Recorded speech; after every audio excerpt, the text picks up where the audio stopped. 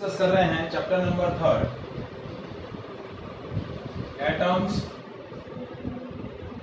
Molecules and ions.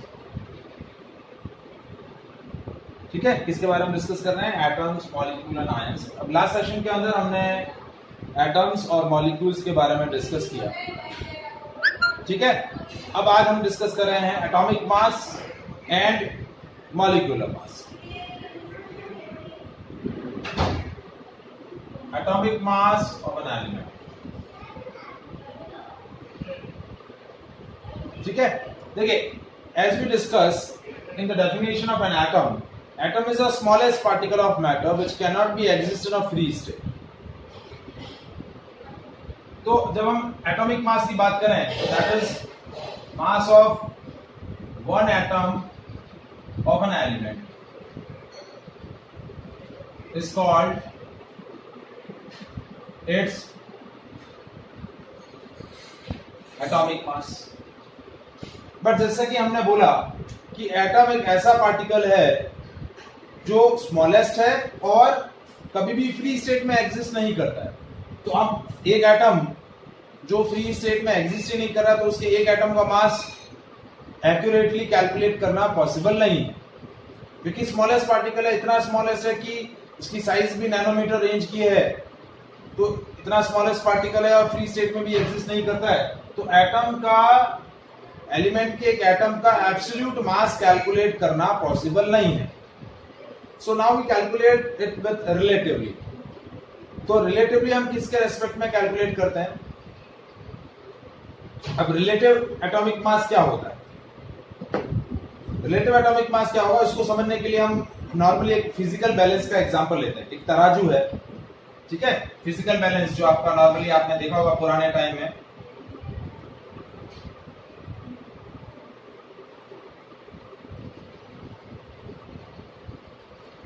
इस तरफ आपने क्या रखा, एक 5 kg का वेट रख दिया, और यहां पर उतना ही नोन मास जब आप रखेंगे, जैसे कि फिजिकल बैलेंस न्यूट्रल आएगा,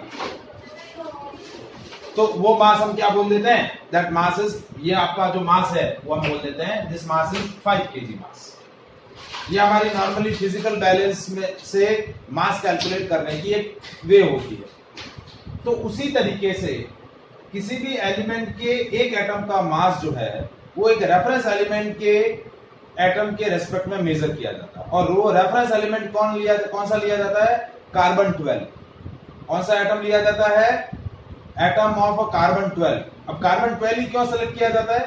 क्योंकि कार्बन 12 की जो अर्थ में अबंडेंस होती है वो सबसे मैक्सिमम, क्या होती है? सबसे maximum. So we are choosing a carbon 12 as a reference element, और mass of the one atom of carbon 12 is select as a reference mass. तो किसी भी एलिमेंट के एक एटम का जो मास है वो कार्बन 12 के एक एटम के मास के रेस्पेक्ट में मेजर किया जाता है कि उसके कंपैरिजन में वो कितना हैवी है या कितना लाइटर है। तो ये जो टेक्निक है, इस टेक्निक को हम क्या बोलते हैं? Relative atomic mass. क्या बोलते हैं? रिलेटिव एटॉमिक मास। समझ में आया व्हाट इज रिलेटिव एटॉमिक मास?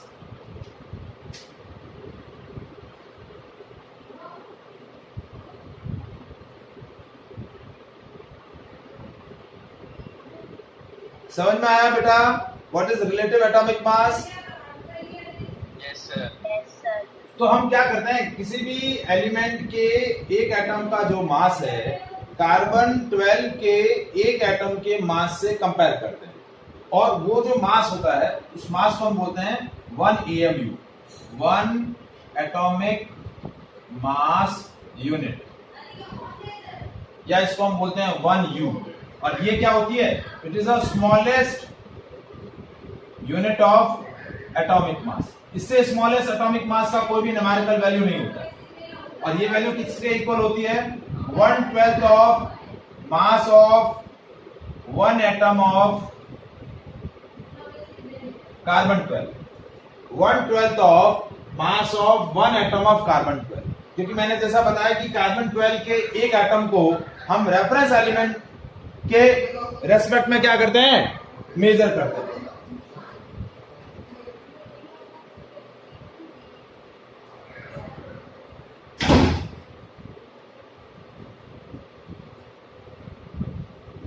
हम क्या करते हैं, कार्बन 12 के एक एटम के मास के रेस्पेक्ट में क्या करते हैं, मास कैलकुलेट करते हैं। तो कार्बन 12 के एक एटम का जो मास आता है बेसिकली वो कितना आता है, 12.001 U। तो ये वैल्यू कितनी आ गई, 1 AMU। कितनी आ गई, ये वैल्यू ऑलमोस्ट कितनी आई, 1 U। तो किसी भी एलिमेंट के एक एटम का जो मास है वो 1 AMU के रेस्पेक्ट में या 1 U के रेस्पेक्ट में मेजर किया जाता है। किसके रेस्पेक्ट में मेजर किया जाता है, 1 U के रेस्पेक्ट। क्यों किया जाता है, क्योंकि एटम जो है इतना स्मॉलेस्ट पार्टिकल है कि इसका एब्सोल्यूट मास कैलकुलेट करना पॉसिबल ही नहीं है। तो हम क्या कैलकुलेट करते हैं, रिलेटिव एटॉमिक मास। तो हमारा डेफिनेशन क्या होगा, रिलेटिव एटॉमिक मास क्या होगा, मास of one atom of an element divided by 1 AMU। अब देखिए डिनोमिनेटर में 1 हो या नहीं हो, जैसे देखो कोई न्यूमेरिकल वैल्यू है 12/1 या फिर 12, एक ही बात है ना। जैसे हम ऑक्सीजन के एक एटम का मास या कार्बन के एक एटम का मास क्या बोलते हैं, 12U। तो 12/1 बोलो या 12 बोलो एक ही बात है। तो बेसिकली वो क्या होती है, 12/1 होता है। प्रैक्टिकली वो क्या होता है, 12/1। हर एक न्यूमेरिक किसी भी एलिमेंट के एक एटम का जो मास होता है वो 1 AMU के रेस्पेक्ट में मेजर किया जाता है। कहने का मतलब क्या है कि वो 1 जैसा हमने बोला कि कार्बन 12 के एक एटम का मास कितना है, 12U है। तो मतलब क्या हुआ कि 1 AMU के रेस्पेक्ट में, 1 U के रेस्पेक्ट में वो 12 टाइम हैवियर है। कितना टाइम हैवियर है, 12 टाइम हैवियर है। तो ये आपका किसकी डेफिनेशन हुई, रिलेटिव एटॉमिक मास। या फिर हम इसको ऐसे बोल सकते हैं, रिलेटिव एटॉमिक मास क्या हुआ, मास of one atom of an element divided by 1/12 of mass of one atom of C12। तो ये आपकी डेफिनेशन हो गई रिलेटिव एटॉमिक मास की। तो भी किसी भी एलिमेंट के एटम का जो मास है वो रिलेटिवली कैलकुलेट किया जाता है, it not be calculate absolutely, क्योंकि एब्सोल्यूट कैलकुलेट करना पॉसिबल नहीं है। तो हम जो भी एटॉमिक मास हम आगे डिस्कस करने वाले हैं, जिन भी एलिमेंट्स के एटॉमिक मास हम डिस्कस करने वाले हैं, वो एटॉमिक मास क्या है, रिलेटिव एटॉमिक मास। क्या है, relative atomic mass. They are not absolute atomic mass. जैसे मैंने लास्ट सेशन के अंदर जो लॉज ऑफ केमिकल कॉम्बिनेशन के अंदर बताया था कि कार्बन के एक एटम का मास 12 है या ऑक्सीजन के एक एटम का मास 16 है, तो वो रिलेटिव एटॉमिक मास है, that is not absolute atomic mass. Is it clear?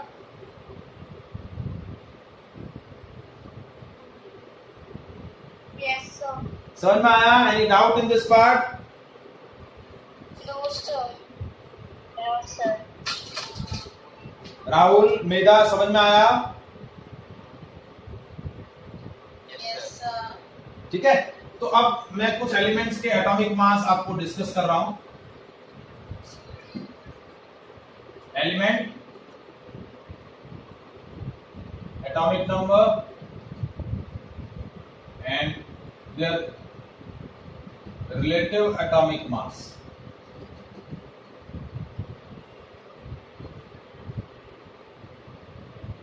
ये मैं जो भी मास बता रहा हूं वो एक एटम का मास है। किसका मास है, एक एटम का मास।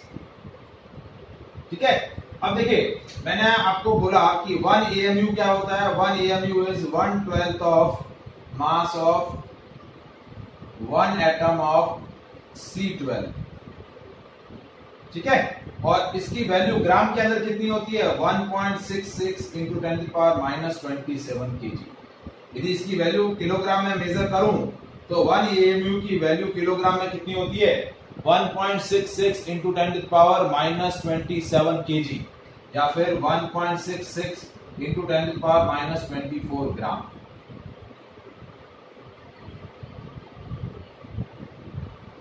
तो ये 1 AMU की वैल्यू है किलोग्राम में या ग्राम में, तो -27 है, तो बहुत ही नेग्लिजिबल वैल्यू है, बहुत ही छोटा वैल्यू है।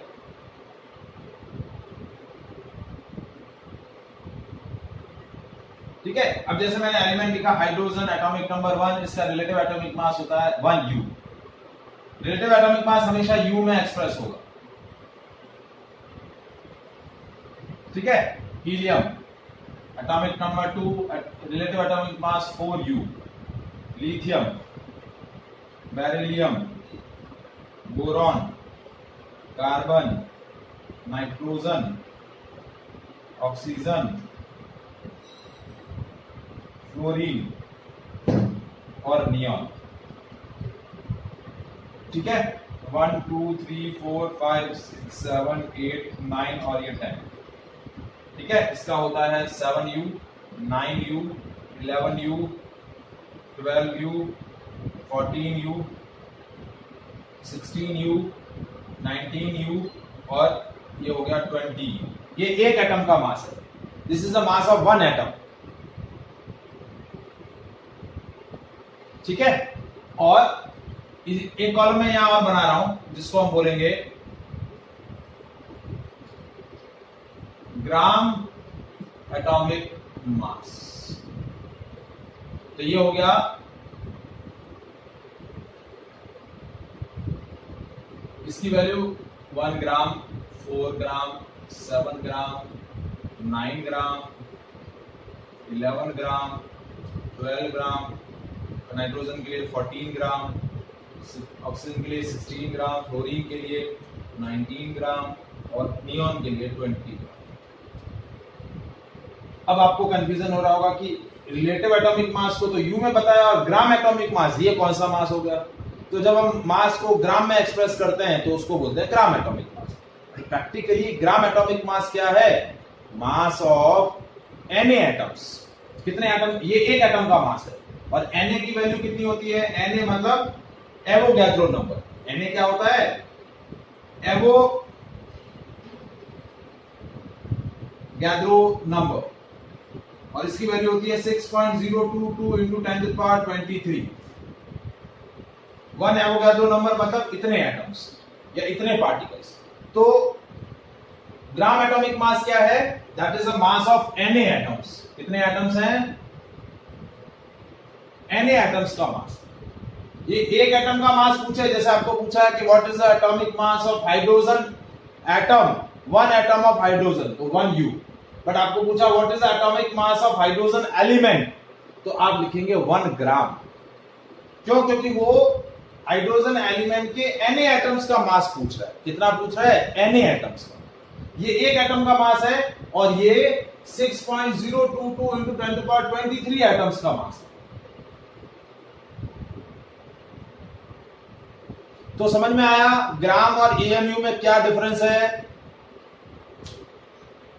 यदि मुझे क्वेश्चन पूछा what is the atomic mass of 1 atom of carbon atom, तो मैं लिखूंगा 12u।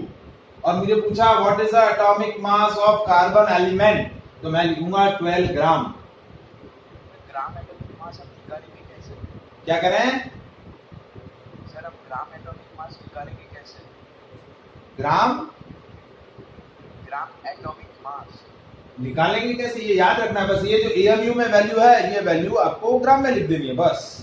एक्चुअली हुआ क्या, ये कैसे निकाला है कि कार्बन के एक एटम का मास है 12u और Na एटम्स का मास कितना है? Na एटम्स है तो 6.022 इंटू 10⁻23 और 1u की वैल्यू कितनी होती है ग्राम के अंदर? 1.66 इंटू 10⁻24। तो जब ये सारे वैल्यूज मल्टीप्लाई होंगे ना, क्योंकि हमारा एक एटम का मास कितना है? 12u और हमें कितने एटम्स का मास चाहिए? Na एटम्स का मास चाहिए। 12u की वैल्यू ग्राम में कितनी हुई? 12 इंटू 1.66 इंटू 10⁻24, ये वैल्यू ग्राम में हो गई और इसको मल्टीप्लाई कर दिया 6.022 इंटू 10⁻23 से। तो ये जब आप मल्टीप्लाई करेंगे तो ये आंसर आपका 12 ग्राम आएगा। कितना आएगा? 12 ग्राम। तो इसीलिए डायरेक्टली क्या बोल दिया जाता है, इतनी कैलकुलेशन नहीं बताई जाती है और ये बोला जाता है कि यदि एक एटम का मास पूछा है तो आप यू में बताओ, और यदि एलिमेंट का मास पूछा है what is the atomic mass of an element, तो वो ग्राम एटॉमिक मास को आपको रिप्रेजेंट करना है। जैसे बोला कि what is the atomic mass of N oxygen element, तो हम बोलेंगे 16 ग्राम। और what is the atomic mass of 1 atom of oxygen, तो हम बोलेंगे 16u। Is it clear? Yes, sir. ठीक है, अब ये आया हमारे, हमें 1 to 20 एलिमेंट्स के याद रखने हैं। फिर sodium, magnesium, aluminium, silicon, phosphorus, sulphur, chlorine, argon, potassium और कैल्शियम। बाकी जो भी एलिमेंट्स रहेंगे उनके एटॉमिक मास अभी इस स्केल पर आपको लर्न नहीं करने हैं, आपको दे दिए जाएंगे। ये भी एटॉमिक मास आपको दे ही जाएंगे अभी के स्केल पर। जब भी आपको मॉलिक्यूलर मास, जो हमारा नेक्स्ट टॉपिक है, वो कैलकुलेट करना होगा तो एटॉमिक मास आपको दिया हुआ रहेगा। लेकिन बाय चांस यदि नहीं दिया हुआ हो तो फिर आपको 1 to 20 एलिमेंट्स के याद रखने हैं। 11, 12, 13, 14, 15, 16, 17, 18, 19 और ये 20। तो इसका atomic mass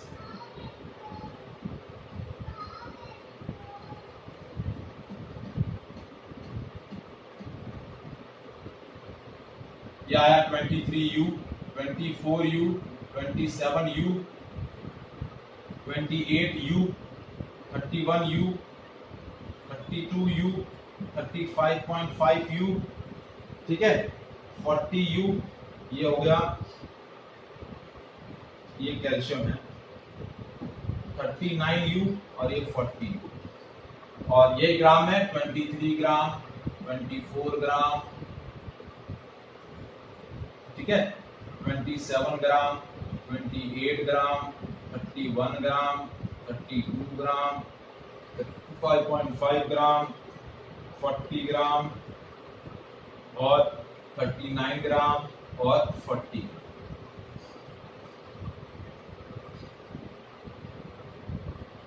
is it clear? तो ये हमने डिस्कस किया atomic mass of an element, relative atomic mass and gram atomic mass. Whenever mass is expressed in the gram, it is called gram atomic mass. अब आता है molecular mass. क्या आता है? Molecular mass. अब मॉलिक्यूल, जैसा कि हमने पढ़ा कि molecule is form by the chemical combination of atoms. Atom के कॉम्बिनेशन से मॉलिक्यूल बनता है। तो अब हम एटम का ही एब्सोल्यूट मास कैलकुलेट नहीं कर सकते, तो उसके कॉम्बिनेशन से जो मॉलिक्यूल बन रहा है उसका भी मास एब्सोल्यूट नहीं होगा, उसका भी मास कैसा होगा? रिलेटिव होगा। क्यों? क्योंकि मॉलिक्यूल का फॉर्मेशन ही एटम से हो रहा है और एटम का मास, एब्सोल्यूट मास हम प्रेडिक्ट नहीं कर सकते, तो मॉलिक्यूल का भी मॉलिक्यूलर मास एब्सोल्यूटली कैलकुलेट नहीं किया जा सकता। So that is also a relative quantity, that is also relative quantity. तो आप क्या बोलेंगे? Relative molecular mass. Molecular mass भी आपका क्या है? रिलेटिव है।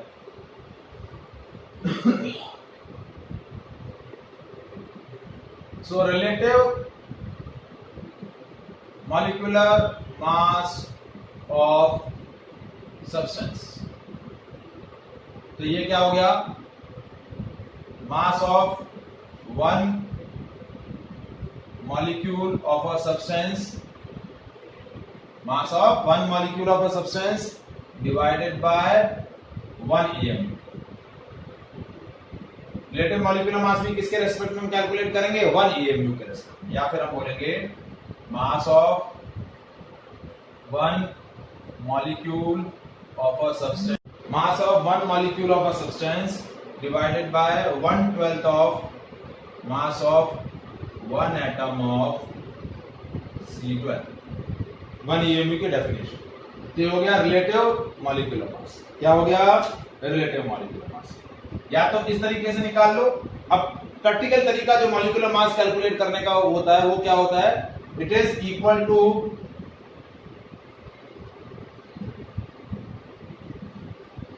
algebraic sum of atomic masses of different atoms present in molecule of a substance. किसी भी सब्सटेंस के मॉलिक्यूल के अंदर जो भी डिफरेंट एटम्स प्रेजेंट है, उन डिफरेंट एटम्स के एटॉमिक मासेस का एल्जेब्रिक सम आपको क्या देगा? Relative molecular mass. अब समझाता हूं कैसे। देखो, जैसे मैंने सब्सटेंस लिखा वाटर, वाटर का molecular formula H2O. Now it consists of 2 hydrogen atom, 1 oxygen atom. Each hydrogen atom has an atomic mass of 1 U. So mass of 2 hydrogen atom plus mass of 1 oxygen atom. So mass of 2 hydrogen atom is 2 into 1. एक atom का मास 1U, दो atom का 2U plus 1 into 16, तो ये हो गया 18U. कितना हो गया? 18.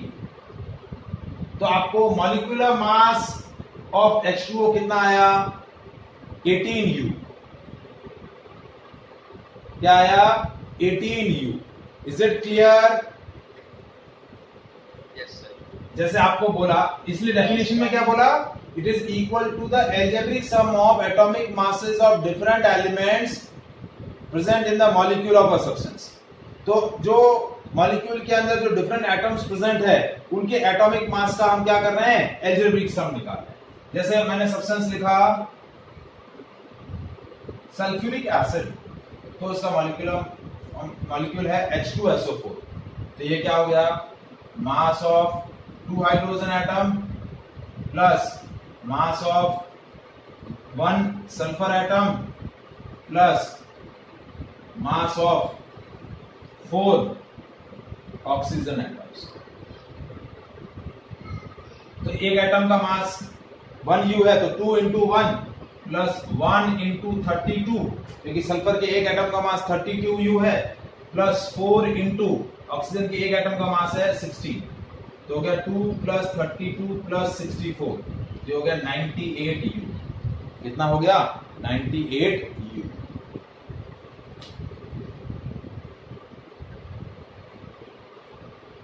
Is it clear? आया समझ में कैसे मॉलिक्यूलर मास हम निकाल रहे हैं? Yes sir. Yes sir. ठीक है. जैसे हमने लिखा, मैं और एग्जांपल बता रहा हूं.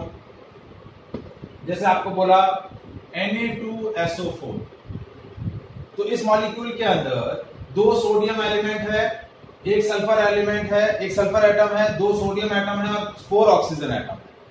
तो 2 into mass of 1 sodium atom plus 1 into mass of sulphur atom plus 4 into mass of oxygen atom.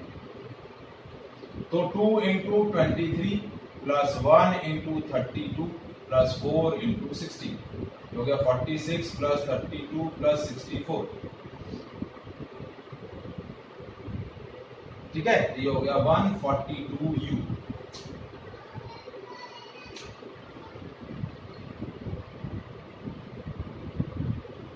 Is it clear? Yes sir. तो yes sir. now is it clear to all of you what is atomic mass and what is molecular mass? Yes sir. Both are absolute entity. They are not both are relative entity. They are not absolute entity. दोनों कैसे entity है? Relative entity. Absolute entity नहीं है. Any doubt in this part? No sir. ठीक है. अब आता है हमारा नेक्स्ट जो इंपॉर्टेंट पार्टिकल है,